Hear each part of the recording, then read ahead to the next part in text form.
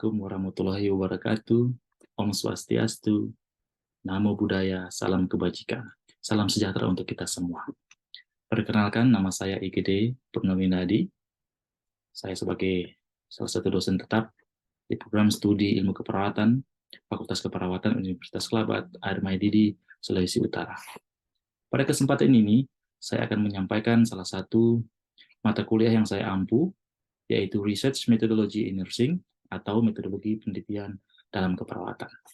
Pemaparan ini merupakan unjuk kerja tridharma perguruan tinggi saya, terutama dalam bidang pengajaran, yang merupakan salah satu kelengkapan syarat untuk memenuhi sertifikasi dosen tahun 2023. Adapun mata kuliah metodologi penelitian dalam keperawatan ini merupakan mata kuliah wajib bagi mahasiswa keperawatan Universitas Kelabat dengan bobot 4 SKS. 3 SKS teori dan 1 SKS praktikum. Adapun mata kuliah prasyarat untuk mata kuliah ini adalah keperawatan medikal bedah 3 dan mata kuliah bahasa Indonesia. Mata kuliah ini merupakan mata kuliah yang sangat penting dalam kurikulum pembelajaran yang digunakan dalam prodi ilmu keperawatan Universitas Kelabat. Karena salah satu profil lulusan yang ingin dicapai oleh prodi ini bukan hanya mampu melakukan tugas dan tanggung jawab sebagai seorang perawat, namun harus mampu menjadi seorang researcher atau peneliti. Deskripsi dari mata kuliah ini membahas tentang filsafat ilmu, konsep penelitian, perkembangan penelitian keperawatan, proses penelitian, dimensi penelitian, prosedur pemilihan uji hipotesis, statistik deskriptif, uji hipotesis komparatif, uji hipotesis variabel kategorikal, uji korelasi, proposal penelitian, etika penelitian, dan penulisan dari hasil penelitian. Setelah mengikuti kegiatan pembelajaran metode penelitian keperawatan ini, mahasiswa diharapkan mampu menjelaskan konsep dan prinsip dasar penelitian, kemudian mampu mengidentifikasi sumber-sumber masalah penelitian keperawatan, mampu mengidentifikasi metode penelitian yang tepat dalam sebuah rencana penelitian, mampu menguraikan prosedur dan tata cara melakukan penelitian, mampu menyusun proposal penelitian dengan baik dan benar, dan mampu memahami penyajian laporan hasil dan pembahasan dari hasil penelitian itu sendiri. Mata kuliah ini didesain sedemikian rupa sehingga dapat mempersiapkan para mahasiswa untuk mampu melakukan penelitian ilmiah dalam bidang keperawatan. Lebih khusus, mempersiapkan mahasiswa nanti pada tahap akhir untuk menyelesaikan tugas akhir mereka melalui penelitian dalam bentuk skripsi. Dalam pelaksanaan pembelajaran metodologi penelitian dalam keperawatan ini dilakukan dalam 16 kali pertemuan yang sudah termasuk ujian tengah semester dan ujian di akhir semester. Dalam melaksanakan perkuliahan, saya menggunakan media Google Classroom sebagai media untuk akomodasi, untuk semua membuat materi pembelajaran. Demikian juga saya menggunakan Google Form untuk pelaksanaan kuis, ujian chapter, ujian tengah semester, dan akhir semester. Demikian juga untuk mengumpulkan semua tugas yang diberikan sesuai dengan topik-topik pembahasan. Untuk berinteraksi dengan para mahasiswa di kelas, saya menggunakan metode ceramah untuk memberikan beberapa materi yang berupa konsep dan pemahaman dasar terkait topik pembelajaran, kemudian memberikan kesempatan bagi para mahasiswa untuk bertanya, bahkan berdiskusi untuk menyampaikan ide-ide mereka, bahkan dalam memecahkan masalah terkait dengan topik pembelajaran di setiap pertemuan kelas. Selain itu, metode discovery learning juga saya terapkan untuk mahasiswa agar mampu mengeksplorasi secara mandiri berbagai referensi yang memungkinkan mereka dapat pahami terkait dengan topik-topik pembelajaran dalam rencana pembelajaran semester tersebut. Demikian juga studi kasus diterapkan untuk beberapa topik dalam memahami lebih dalam terkait metode-metode penelitian yang dapat digunakan dalam penelitian keperawatan. Bahkan dilakukan simulasi terkait membuat rumusan masalah dan prosedur pelaksanaan penelitian. Sebagai luaran akhir dalam menyelesaikan tuntutan kelas ini, mahasiswa diharapkan mampu membuat proposal penelitian dengan baik dan benar dengan menerapkan self-directed learning, yang mana tugas tersebut benar-benar mereka buat sebagai modal untuk dilanjutkan pada mata kuliah skripsi di semester selanjutnya. Untuk evaluasi pembelajaran, tentunya saya menerapkan beberapa item penilaian yang sudah disepakati bersama di awal berupa kontrak perkuliahan yang sudah dipaparkan dalam rencana pembelajaran semester di awal perkuliahan, yang mana RPS ini sudah dirancang sesuai dengan kurikulum yang diterapkan oleh Prodi yang mengacu pada kurikulum Asosiasi Institusi Pendidikan Nurse Indonesia. Dengan demikian, Para mahasiswa tentunya diharapkan sudah mempersiapkan diri melalui strategi-strategi mereka masing-masing dalam mempersiapkan diri pada setiap tahapan evaluasi pembelajaran tersebut. Adapun bobot presentasi penilaian dalam mata kuliah ini adalah kehadiran 10%, kuis atau chapter test 10%, tugas terstruktur 30%, presentasi 5%, ujian tengah semester 10%, praktikum 20%, dan ujian akhir semester 15%. Selanjutnya, saya akan menampilkan cuplikan pembelajaran di kelas terkait dengan mata kuliah metodologi penelitian dan keperawatan, khususnya pada pertemuan keempat dengan topik pembahasan mengidentifikasi sumber-sumber masalah penelitian keperawatan. Wassalamualaikum warahmatullahi wabarakatuh. Om Swastiastu, Namo Buddhaya, salam kebajikan, salam sejahtera, dan selamat menyaksikan. Oke, baik, selamat siang teman-teman semua. Selamat berjumpa kembali di kelas ini di topik pembahasan mengenai research problem. Seperti biasa, sebelum kita mulai, mari kita awali dengan berdoa. Saya minta kesediaan Suster Afril untuk memimpin kita dalam doa sebelum belajar. Disilahkan. Berdoa teman-teman semua, mari kita doa. Bapa di surga, terima kasih telah Kau menonton kegiatan kami yang kami dapat tiba kembali di kelas ini, kelas research, dan kiranya Kau dapat memberkati masing-masing kami akan di kelas ini, dan Kau juga dapat memberkati khususnya Sri Gere yang akan mendengar. Terima kasih Tuhan karena Kau selalu membela kami dan Kau berdoa. Amin. Amin. Terima kasih Suster Afril. Oke, teman-teman, topik ini sebenarnya topik pertemuan keempat di RPS Kelas Research, yang isinya adalah bagaimana seorang peneliti mampu mengungkapkan masalah yang patut diteliti. Dasarnya research itu adalah problem. Jadi ketika ketemu dengan suatu problem, isu research sudah muncul di situ. Jadi jangan sekali-sekali membuat judul tanpa ada problem. Karena faktanya ada banyak judul penelitian yang bisa gampang dicari di internet, tapi ketika real study, faktanya tidak ada. Makanya nanti ketika skripsi menyusun proposal dituntut ada latar belakang. Di latar belakang itu minimal ada studi tujuan melakukan studi pendahuluan adalah mencari masalah yang Anda akan create dalam rumusan masalah. Sesudah rumusan masalah ada tujuan penelitian. Tujuan penelitian itu tidak lari dari pernyataan masalah. Secara definisi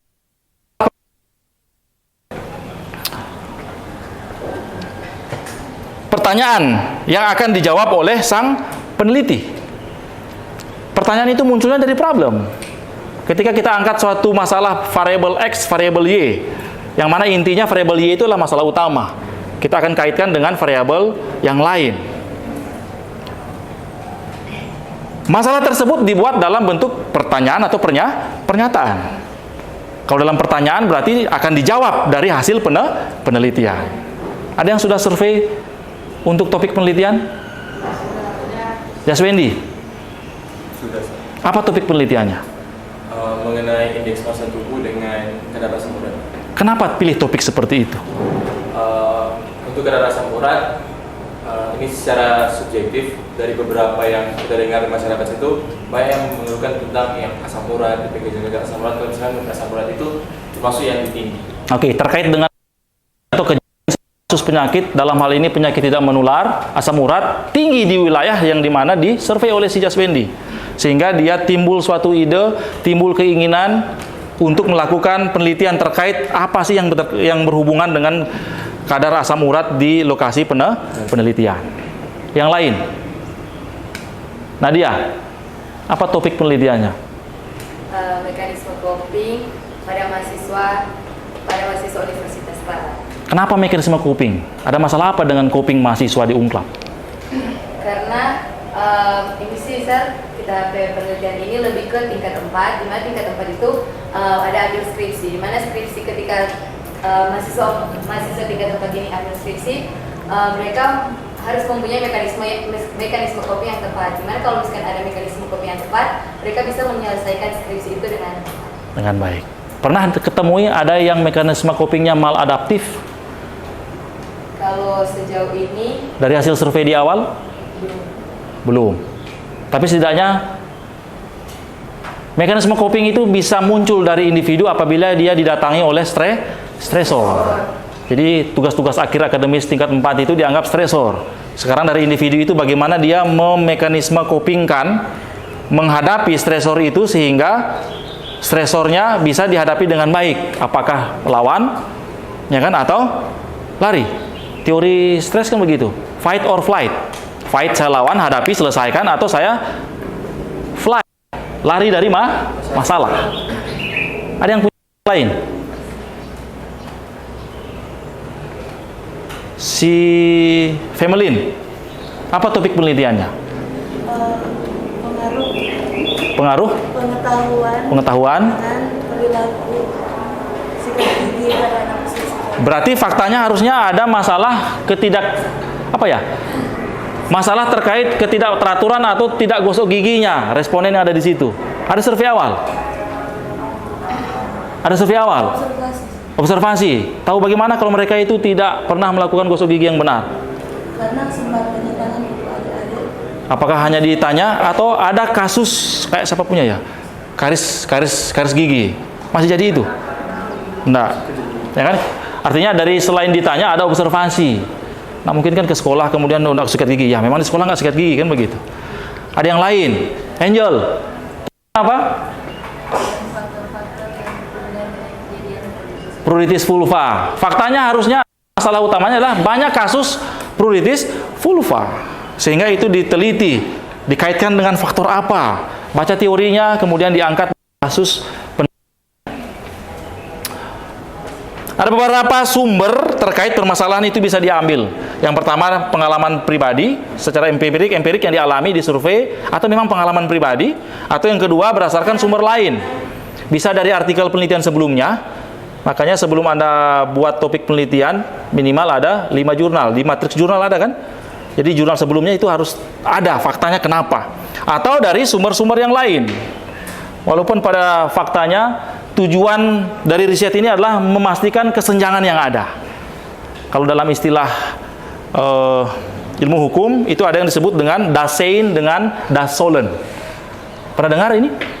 Dasein dengan Dasolen. Dasein itu adalah sebuah realita yang telah terjadi, situasi yang sudah terjadi. Sedangkan Dasolen adalah kaidah yang seharusnya terjadi. Secara norma itu harusnya Dasolen. Tapi why? Dasein yang terjadi. Masalah nggak? Harusnya kan masyarakat di sana sehat-sehat, tidak ada yang asam uratnya tinggi. Kok faktanya banyak asam urat yang tinggi? Timbul pertanyaan di situ. Kenapa? Makanya timbul kecurigaan, baca referensi, cari variabel yang memungkinkan ada kaitan dengan kadar asam urat. Jadi sebenarnya problem itu membandingkan antara Dasolen dengan Dasein yang seharusnya terjadi dengan realita fakta yang terjadi. Kayak gambar yang tadi, yang harusnya sendalnya warnanya biru semua, kok ada biru, ada hijau, dan lain sebagainya. Walaupun dalam tahapan awal proses penelitian, memang yang dicari itu adalah problem itu sendiri. Bahkan ada yang disebut dengan gap. Di latar belakang penelitian, chapter 1 di proposal skripsi itu harus memunculkan gap. Kalau kita berawal dari satu penelitian yang sudah ada, yang belum sempurna atau didapati beberapa penelitian, gapnya ada. Itu yang diangkat dalam topik penelitian. Nanti kita akan singgung sebentar terkait dengan novelty. Gap itu adalah bagian dari novelty, kebaruan dari ide penelitian. Bukan hanya sekedar mengulang penelitian orang lain yang saya ulang dalam penelitian saya. Hanya berbeda responden. Tapi ada plusnya, ada novelty itu. Harusnya terjadi. Dalam latar belakang pun kita menyusun data dari yang umum sampai data yang khusus. Ibarat segitiga atau piramida terbalik. Dari segi proporsi, yang umum itu nggak harus terlalu banyak datanya. Ya harusnya yang banyak itu seperti ini kan, dari komposisi. Contohnya ada yang penelitian di wilayah kerja puskesmas A. Harusnya data yang paling lengkap itu data puskesmas A. Tapi untuk terbalik. Data secara luas, global, regional, nasional, apalagi data-data provinsi, kecamatan, kabupaten, sampai di lokasi penelitian. Makanya perlu ada survei awal. Itu memastikan apakah masalah itu benar-benar ada di situ atau tidak. Karena jangan sampai waktu real study, fakta itu tidak benar-benar ada di lapangan. Artinya bukan masalahnya, tapi saya teliti. Makanya harus ditimbulkan pertanyaan, kapan, apa masalahnya, siapa subjeknya, ya kan? Kapan waktunya, di mana itu, mengapa dan bagaimana. Terus kita harus pikirkan kekuatan, kelemahan, bahkan peluang-peluang, bahkan ancaman yang kita bisa hadapi ketika kita melakukan penelitian itu. Makanya di awal kelas sebelumnya sempat saya sampaikan, membuat suatu topik penelitian, Anda harus mengambil waktu sejenak, menghayal sejenak. Apa yang dihayalkan, pikirkan ke depan. Oke, pikirkan ke depan. Kira-kira saya bisa capai atau enggak? Dari Huley et al. 2013 menentukan kriteria Wiener. Ini yang saya bilang kemarin. Oke, Wiener. V itu visibility-nya, interesting-nya, novelty-nya, etikalnya dengan relevannya. Ini referensi bahasa Inggris yang diadopsi oleh si Profesor Sastro Asmoro dan kawan-kawan. Dia jabarkan yang Wiener tadi. Visible, tersedia subjek penelitian. Jangan sampai saya tentukan satu topik, tapi subjeknya nggak ada. Kalau subjeknya nggak ada, berarti nggak ada problemnya, kan begitu. Makanya pastikan respondennya ada. Kayak siapa punya topik itu penelitian tentang ODIF. ODA, ya kan? Pastikan dulu, ada nggak pasien ODA-nya? Kalau meneliti tentang kualitas hidupnya, ada masalah nggak itu pasien-pasien ODA itu tentang kualitas hidupnya? Pastikan itu ada. Kemudian ada dananya. Walaupun sudah selesai, tapi kalau nggak ada pendanaan, susah juga selesai. Ya kan? Kemudian, tersedia waktu, alat, dan keahlian. Yang saya bahas barusan, terkait tentang instrumen. Ya kan? Penelitian itu tidak akan selesai kalau tidak ada instrumennya. Makanya waktu di awal nyusun proposal, sudah pikir instrumen saya ada nggak? Waktu saya cukup nggak? Oke, kemudian dana saya ada nggak? Jangan sampai settingan mengumpulkan data, kayak kemarin ada beberapa contoh yang ingin meneliti siswa di sekolah atau mahasiswa lah, yang targetnya ambil di semester berjalan atau di semester depan. Jangan sampai pas dia ambil, libur sekolahnya. Kan nggak bisa kumpul data itu. Jadi pastikan settingan waktunya harus jelas. Sudah menghayal dari sekarang, saya mau kumpul kapan, kira-kira selesai nggak dengan kurun waktu 1 bulan, 2 bulan, atau 1 minggu. Harus dipikirkan. Jangan nanti waktu turun penelitian, baru ketahuan. Ternyata ini masalahnya. Makanya biasanya penelitian-penelitian yang lain, mereka sebelum melakukan real study, mereka melakukan pilot study dulu. Pilot study itu bukan hanya sekedar menguji instrumen, menguji kelayakan pelaksanaan penelitian bisa dilakukan melalui pilot study. Bisa akan ditemui masalahnya, oh ternyata ini kendalanya, oh ternyata ini kendalanya. Jadi waktu real study, masalah yang terkendala tadi itu bisa di-treat, sehingga waktu real study, kendala-kendala tadi itu sudah teratasi. Apalagi, hati-hati. Memilih topik bukan hanya sekedar pembimbing punya ide. Harus ada minat dari Anda sendiri, bahwa Anda suka teliti itu. Jangan sampai mengerjakan sesuatu yang bukan minat Anda, itu susah. Lama mau selesai. Saya pernah punya teman, tesisnya, dia nggak melakukan penelitian idenya, tapi ide dari advisernya. Dia kurang semangat, kurang interest di situ. Lamalah dia selesai. Ya kan, mengerjakan sesuatu yang orang senangi itu lebih cepat selesai dibandingkan mengerjakan sesuatu yang kita tidak senangi. Novelty ini kebaharuan. Apa sih bedanya penelitian yang saya mau ajukan ini dengan penelitian yang sudah ada? Bedanya apa? Kebaharuannya apa? Jangan sampai saya hanya sekedar mengulangi penelitian yang sudah ada. Ibarat ini, teori gravitasi ada bilang, setiap benda yang jatuh pasti ke bawah. Saya mau teliti lagi pakai payung. Saya akan uji, apakah ini payung ini ketika saya lempar jatuh ke bawah? Ya pasti ke bawah, karena teorinya sudah teruji. Kecuali kita temui gap sesuatu. Apa sih yang belum teori gravitasi? Saya mau uji itu. Kan bisa saja. Novelty, nilai kebaharuannya ada. Kemudian, tidak melanggar etika. Biasanya ini lebih cenderung ke penelitian-penelitian yang melibatkan subjeknya manusia. Harus ada uji etik di situ. Apalagi penelitian yang sifatnya eksperimen kayak CJC punya, itu mesti ada uji etik. Kemudian yang terakhir, relevan. Relevan itu ya setidaknya sesuai dengan bidang ilmu Anda. Anda perawat yang meneliti bidang penelitian keperawatan. Jangan sampai meneliti yang lain. Kecuali penelitian bidang lain yang Anda kolaborasikan, yang ada kaitan dan manfaatnya dengan ilmu keperawatan. Sampai di sini ada pertanyaan terkait dengan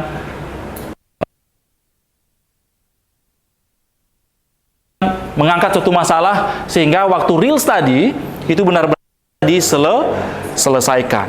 Ada pertanyaan?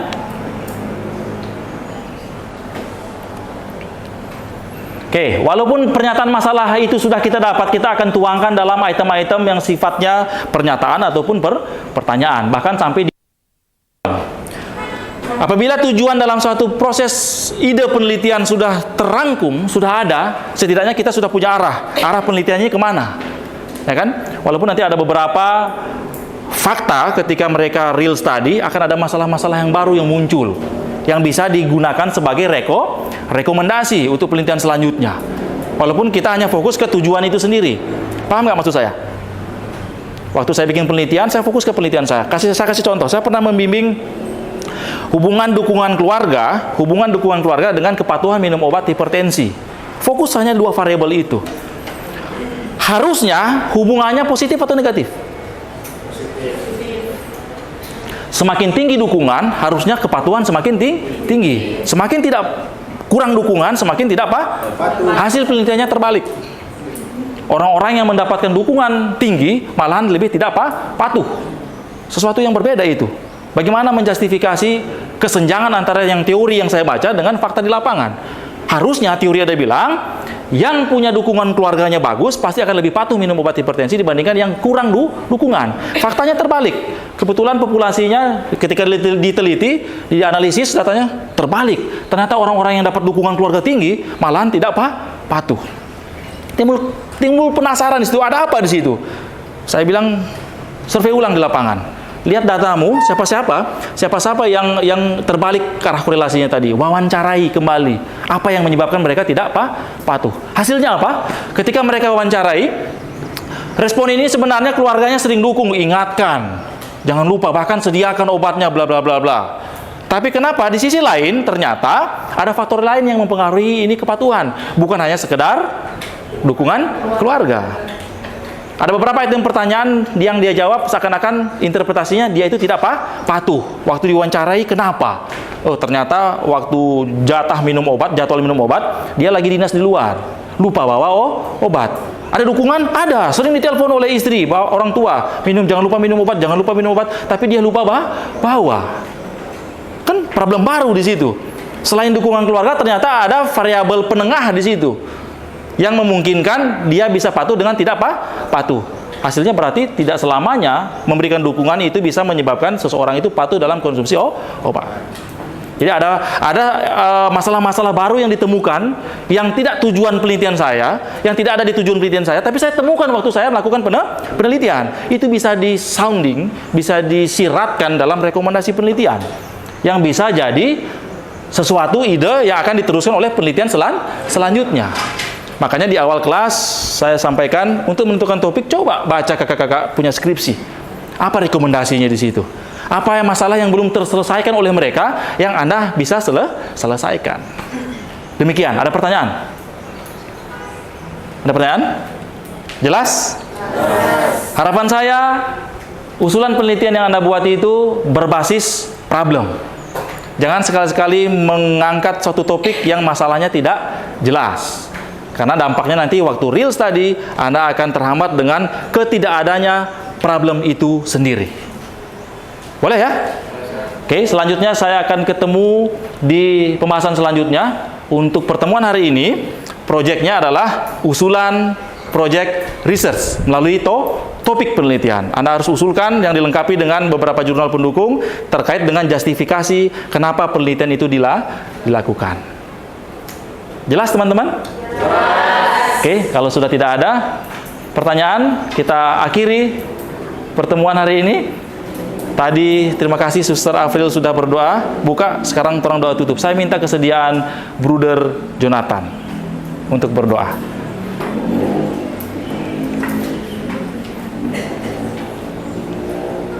Stand up, please.